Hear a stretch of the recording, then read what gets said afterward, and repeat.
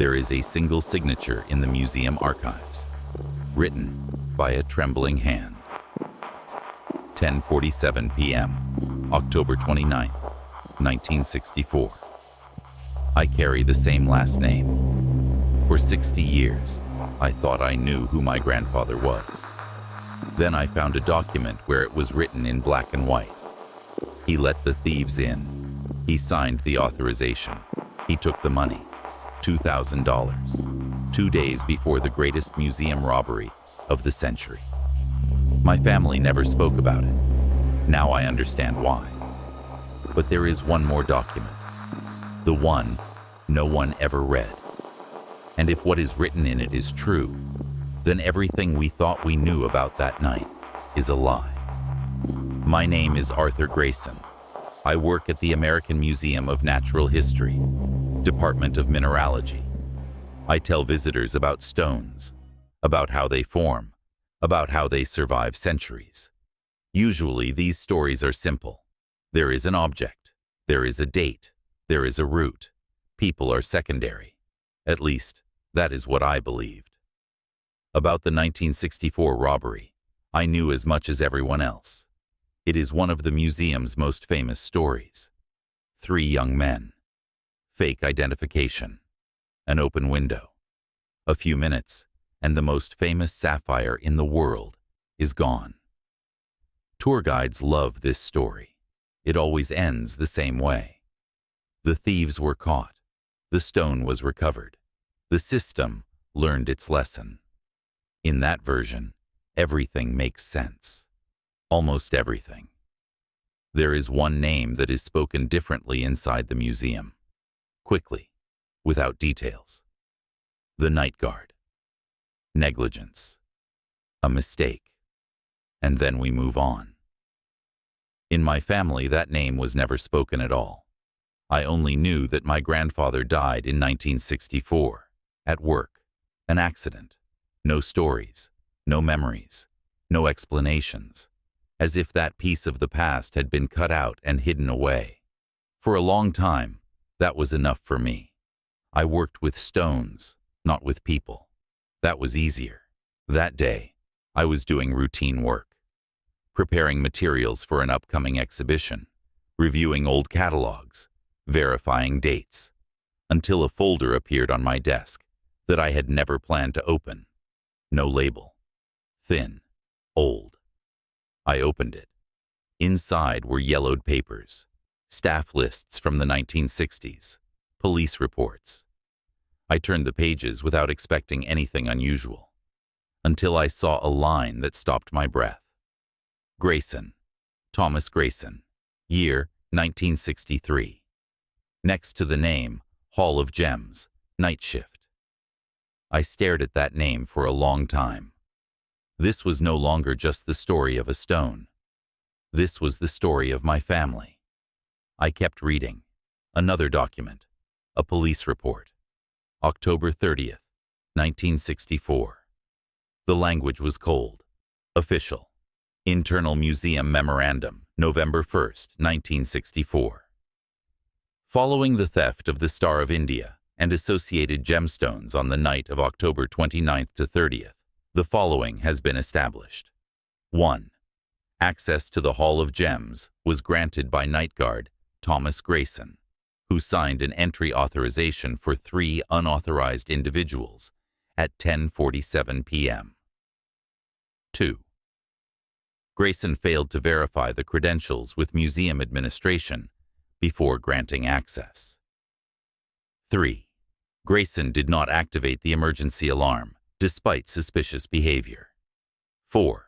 Grayson abandoned his post and pursued the suspects, resulting in a fatal fall on service staircase C.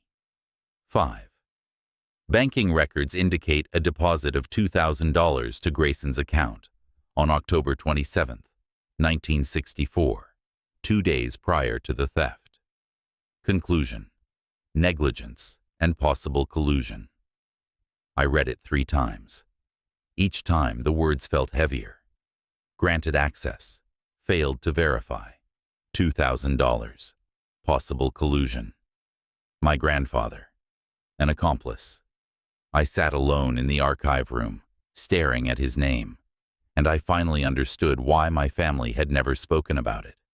They knew, and they buried it in silence. I entered the Hall of Gems after the museum had already closed.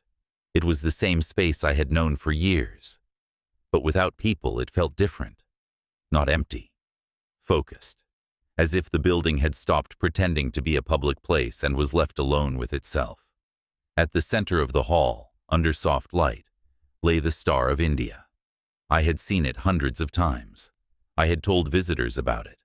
I knew all the numbers, all the formulations, all the correct words. But that night, for the first time, I was looking at it not as a museum employee. I stepped closer. Inside the sapphire, a six-pointed star drifted slowly. I shifted one step, and it shifted with me. I leaned forward, and it repeated the movement. It looked as if the stone was watching me, but I knew it wasn't. I knew the explanation. Asterism, rutile, microscopic needles of titanium dioxide that had been aligning for 2 billion years under the pressure of the Earth's crust. Light slides along them and gathers into the shape of a star. Science. But knowledge didn't remove the feeling that I was standing in front of something that didn't have to be this perfect. Most star sapphires show a star on only one side. This one shows it on both. 2 stars in a single stone.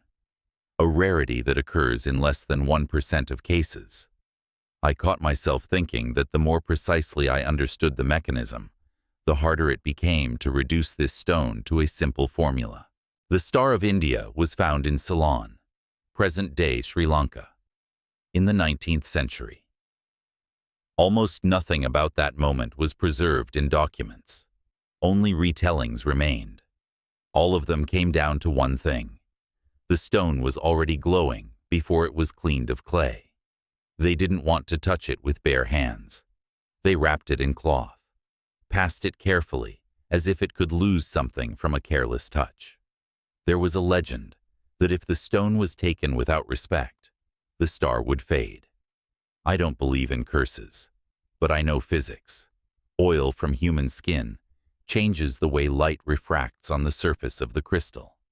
The star really can become less clear. Sometimes, legends simply preserve observations longer than formulas do. The stone traveled the world, from Ceylon to Colombo, from there to London. And then it ended up in the collection of J.P. Morgan.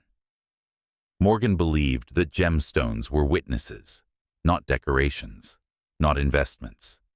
Witnesses to time that a human life cannot physically encompass. In 1900, he donated the collection to the museum, not to hide it, but to show it, so that anyone could stand in front of this sapphire and see that nature sometimes creates things that human history only interferes with. The Star of India became the heart of the hall, the most valuable exhibit, the stone around which the space was built. It seemed untouchable, not because of security, but because of its age. On the night of October 29, 1964, the museum closed as usual, without extraordinary decisions, without alarm. There were fewer guards than usual. One man did not come in for his shift. That happened. No one saw a threat in it. 3 people entered through a service entrance. Work clothes, a folder with documents, calm movements of people who are not afraid of being stopped. They didn't look like thieves. They looked like the system. The signature appeared quickly, without corrections. On paper, everything was correct. But paper doesn't account for fatigue at the end of a shift. A phone that might not answer. The internal pressure not to create problems for people who behave confidently. Instructions are always perfect. Reality is not. There were no cameras in the hall, no motion sensors. The display case was not designed for an internal threat. The system was based on one assumption. After closing, no one would approach the stone.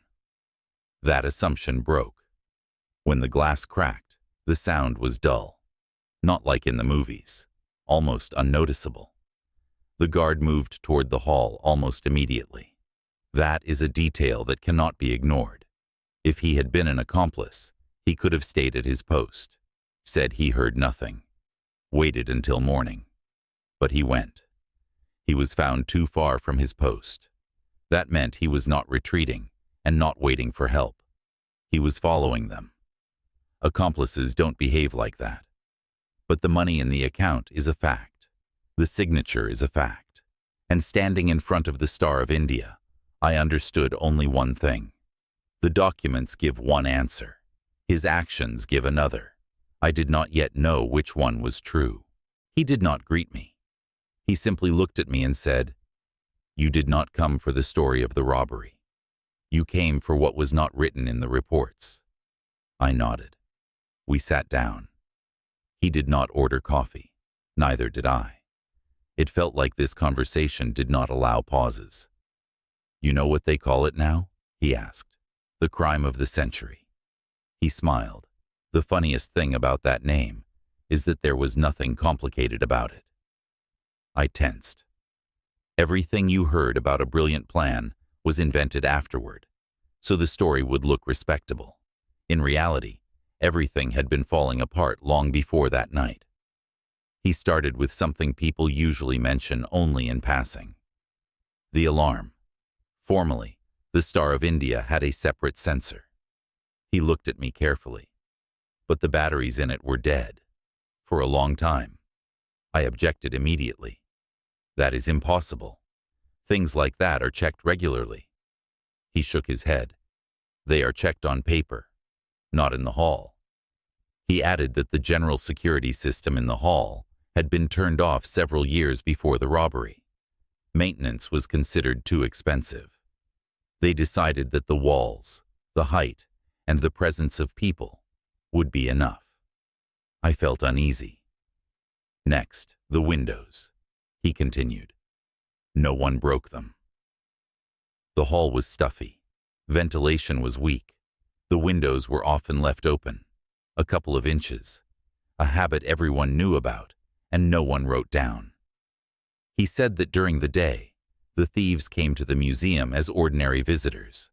They looked at how everything was arranged. They checked the latches, and at night, they simply came back with a rope. "This is not bravery," he said. "This is using someone else's weakness." I asked about the guards. "There were fewer people than there should have been," he answered immediately. One did not come in for the shift. The patrol routes were rigid, with no deviations. They almost never entered the Hall of Gems. They had time. A lot of time. "The cases?" I asked. "Ordinary glass. No armor, no sensors, tape, a glass cutter, and that was it." I listened and felt resistance growing inside me. "Wait," I said. "Are you saying that all of this became possible not because of one person's mistake, but because the museum simply decided to save money?" He nodded. I shook my head. "No, that does not happen. This is the biggest museum in the country. This is impossible." He looked at me calmly. "That is exactly why no one wanted to believe it for so long." He paused and continued more quietly. "When it was over, the stones were found quickly, and the story had to be closed even faster." He looked at me carefully. "If they admit that the problem was the system, the saving, the disabled security management will have to answer for it. But if they say that one person was at fault, the case closes neatly." It became hard to breathe.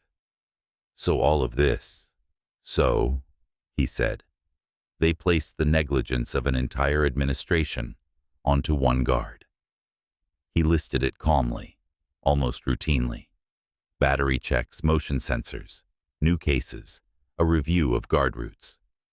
"But you will not find that in the robbery file," he added, "because everything there had already been decided." I was silent for a long time.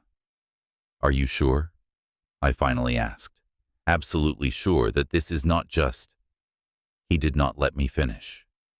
I understand what you are thinking, he said. About age, about memory. That is why I am not asking you to believe me. He paused and added, if everything really was like this, there has to be a trace. And there is. I looked up. After the robbery, the museum urgently began replacing everything that, according to the official version, was working just fine. The alarm, the cases, the windows, the communication. They did it in a rush, without announcements. Where is that documented? I asked. Not in the robbery file, he answered. In the service reports afterward. Emergency work orders. Internal directives. You work with archives. That means you have seen them. He looked at me as if he knew he was telling the truth. Find them, he said, and then everything will fall into place. Either you will get confirmation, or you will be able to tell yourself that these are only the words of an old man. He stood up. But if you find them, you will no longer have any doubts about what that signature really meant. I stayed sitting there, understanding that now I had no right to stop. Because if he was right even by half, then this whole story was not about the crime of the century. It was about how easily one person can be broken so that no one has to answer for their own negligence. And the only way to know for sure was to find that document. But before searching for documents, I had to understand something else. The old guard said the system was weak, but that did not answer the main question. Did my grandfather know? The money in the account was a fact. The signature in the log was a fact. Even if the system was falling apart, that did not mean he was not part of the plan. I went back to the archives, not to the service reports, to the personal files. October 29th, 1964. New York, 9:47 p.m. 3 men in work clothes stand in front of the display case. The Hall of Gems is empty. The museum closed an hour ago.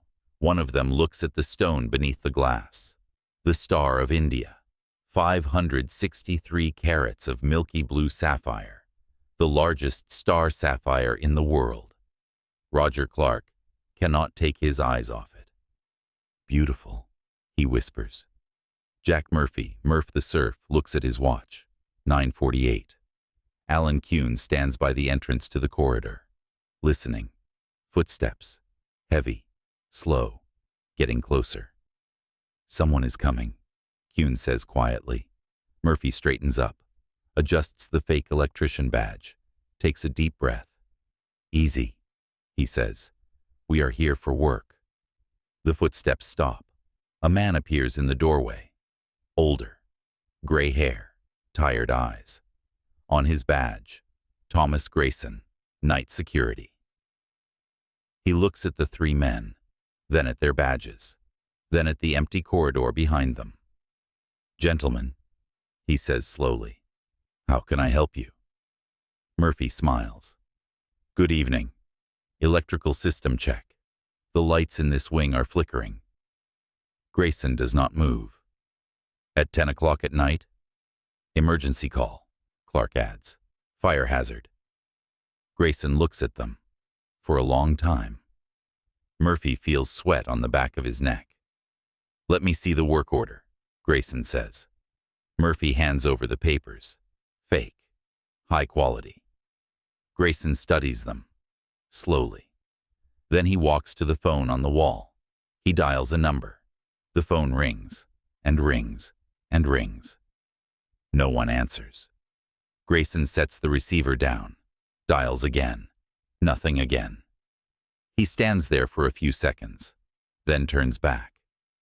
Stay where I can see you, he says, and he signs the log. 10:47. T. Grayson. Electrical inspection authorized. His hand trembles. He signed that paper, not because he gave up. He signed it so they would stay in the hall for one more minute, hoping for a miracle that never came. The museum got its insurance. The thieves got their fame. and my grandfather got the mark of a traitor. But stones cannot lie. Every time I walk past the Star of India, I see in its depth not just a star, but the reflection of a flashlight from an old man who did not step back. My name is Arthur Grayson, and I finally brought my last name home.